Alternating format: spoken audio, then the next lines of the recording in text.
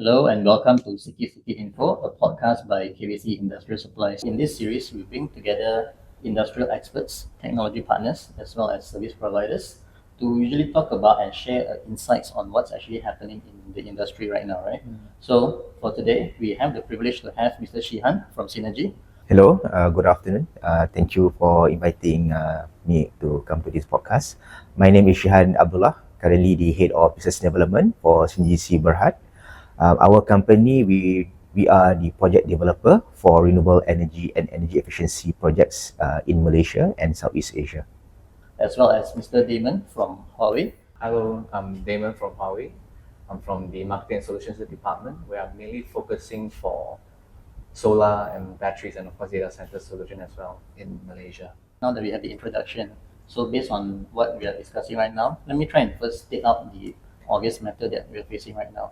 So I believe you guys are aware that our TNB tariff has changed since last year, correct? Yeah, Right. July So, last year. You are right. yeah. So what can any of you tell us what is the difference in the change of tariff from July last year and the one prior to that?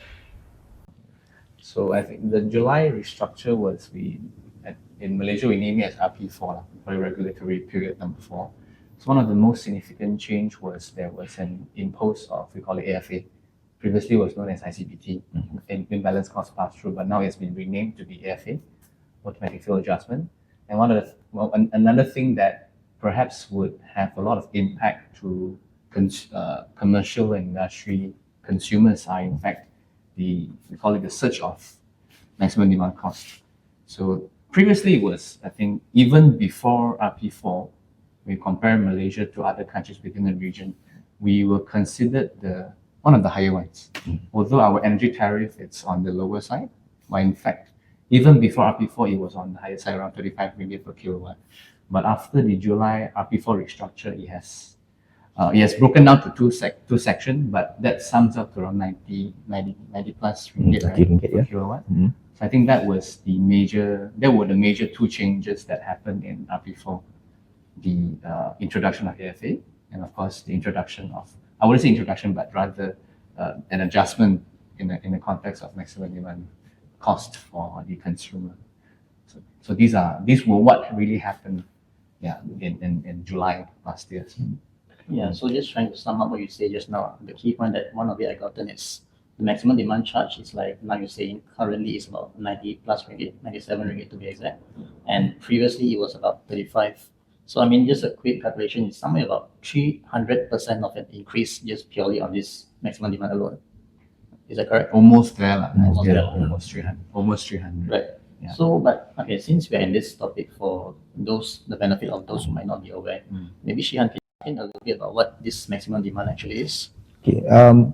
So maximum demand, if you can put in a simpler words, if I were a factory owner, I will be charged for a maximum demand for power demand that I have for the highest power demand I have for a 13-minute period during the peak period. So as highlighted by Damon just now, we are now under RP4, and under the RP4, the new peak period is from 2 p.m. to 10 p.m.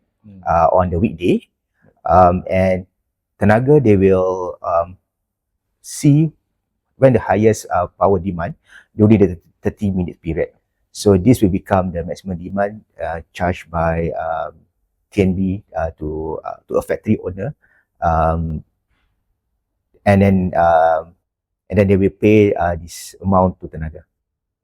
All right. So I mean, obviously understanding that you pay your bills in a month basis, right? Yeah. So once again, for those might not be aware, right? Let's say I'm a first time for me hearing this term maximum demand. Yeah. So are there any usually kind of misconceptions that people usually have about maximum demand? Oh, definitely. I think Shihan can also relate. The biggest misconception is that when we talk about electricity bill, right? I'm sure most of the public may not be aware that they will just think that bills are just kilowatt hour, and they perhaps big portion does not. I mean, it's not even really aware that there is a kilowatt payment that needs to be paid every month. So the biggest misconception is that maximum demand I can fully shave off or can be zero. But that's not really the case, because as long as you use electricity within that period, we're talking about a general tariff, anything that happens within 24 hours, as long as I use, I'll be paying that. Unless we're talking about TOU tariff, where you're talking about 2 p.m. to 10 p.m.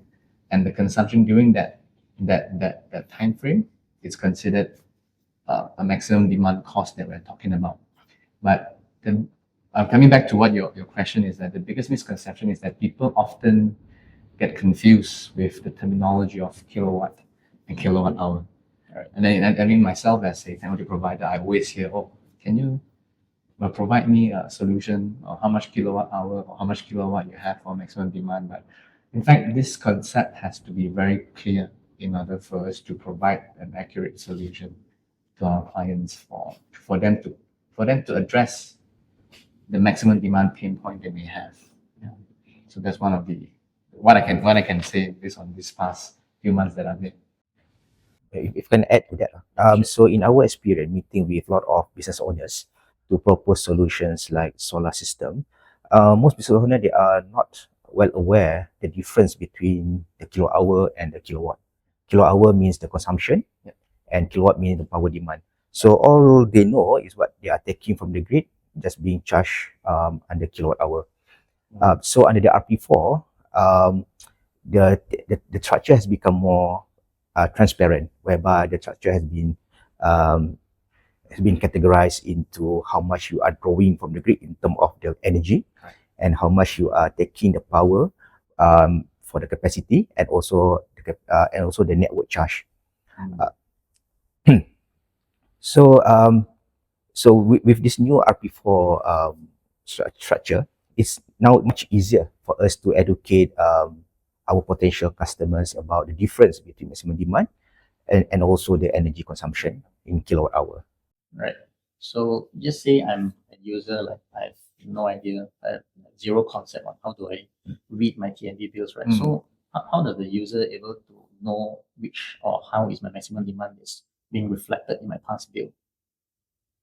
Okay, if I remember correctly, in our utilities, utilities bill, electricity bill that we can see is usually by RM per kilowatt hour, right? And then that's on, I think that they call it energy charge, if I'm mistaken. And then you have a network charge, which is RM per kilowatt. The unit of measurement is RM per kilowatt. And we also have capacity charge, if I'm mistaken. Yeah, there is an RM per kilowatt. So this two section of network charge and capacity charge sums up to be, we call it the maximum demand. So when you talk about the 30 plus cents per kilowatt, that is on energy consumption. That is 30 plus cents per kilowatt hour. But when we talk about maximum demand, it's usually, just now you mentioned 97 ringgit per kilowatt.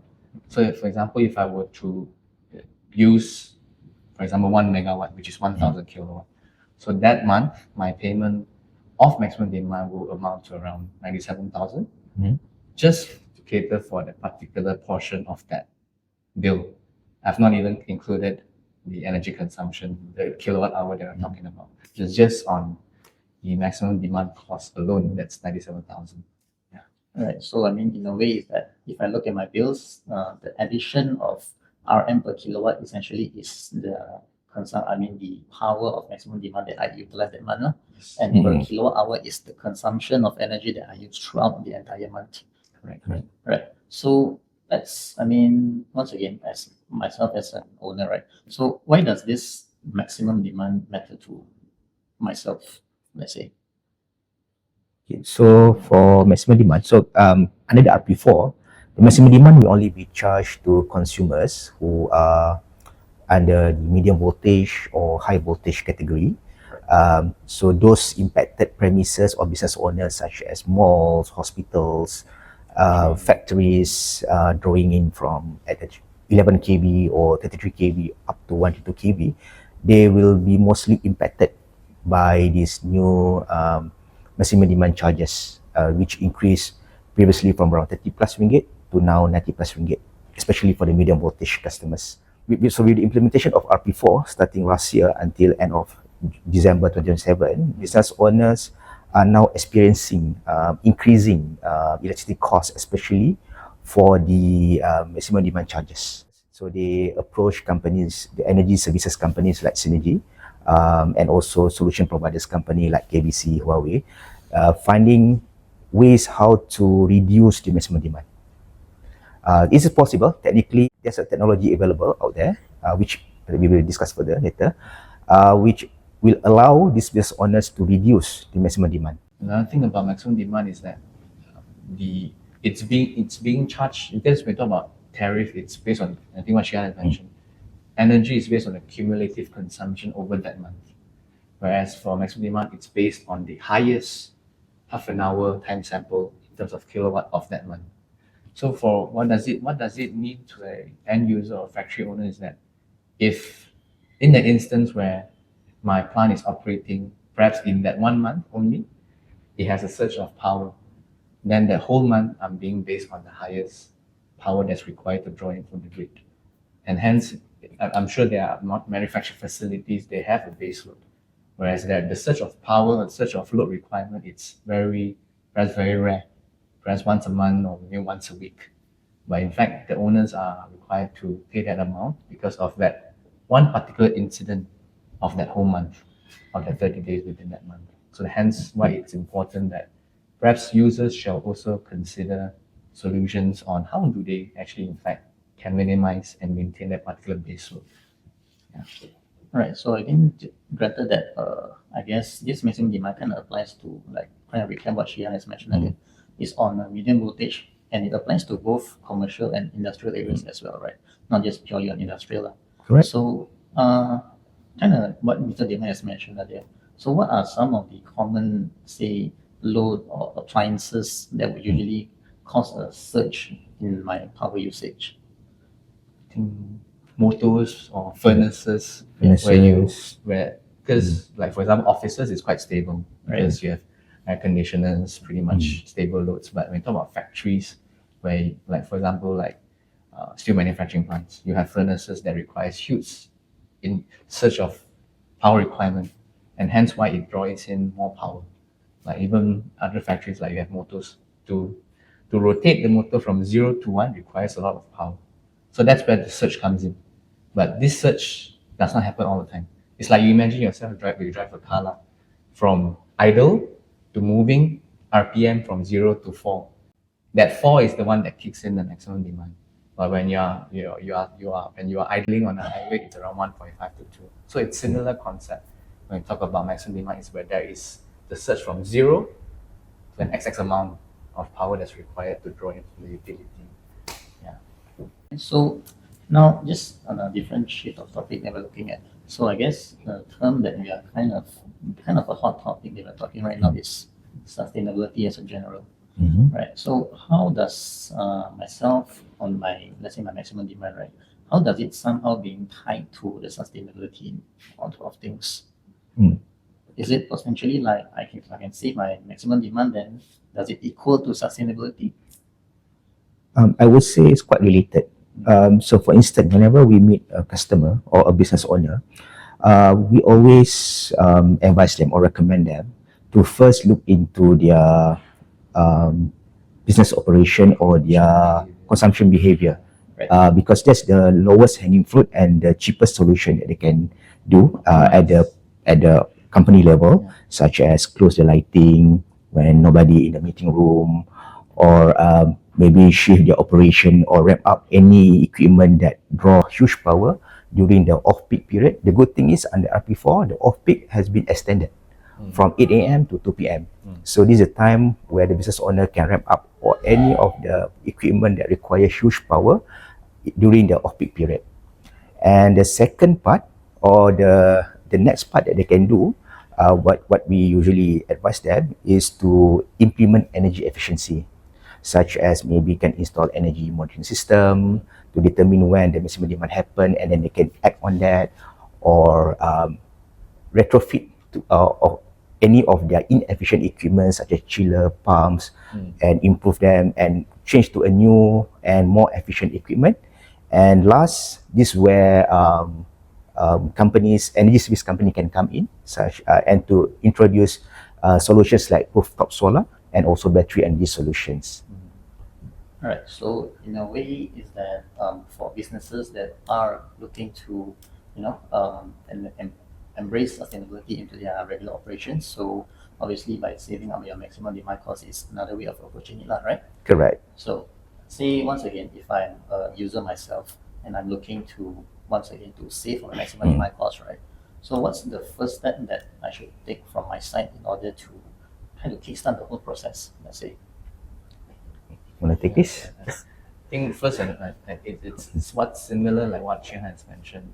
The first and most important thing is that consumers themselves need to understand their load behavior, because if your facility is operating at a very minimal base load all the time, it's a very stable load. Maximum demand is there; it's unavoidable. But if let's say your operation behavior, it's very very spiky, right? It has a very huge fluctuation from time to time, then yes, perhaps we have to look into what are the methodologies and solution that's able to optimize the load to be something flatter. I always use this example of a car. When you drive a car on a highway, class highway, 110, I cannot be ramping up and down. It needs to be smooth. It's similar like our load. It has to be smooth in order for us to minimize any unwanted fluctuation of power requirement that eventually contributes to perhaps high maximum demand cost that's imposed onto the business owner. So first thing first, of course, we have to analyze load behavior, load pattern.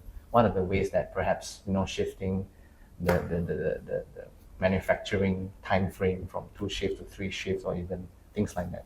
So these are perhaps the first few steps that we can look into. So I think the concept of maximum demand or potentially like energy consumption, because ultimately ties back to electricity usage. But of course, by properly managing it and whatnot, I think we are able to actually help business to save up on their operational costs and embrace sustainability, right? Yeah. So thank you for joining us on this episode. So we hope today's discussion has give you a certain insights on what this maximum demand is, right? And for the viewers, I hope you can actually gain a thing or two over here. And thank you to Shihan and thank you to Damon as well. So stay tuned for our upcoming episode. Thank you.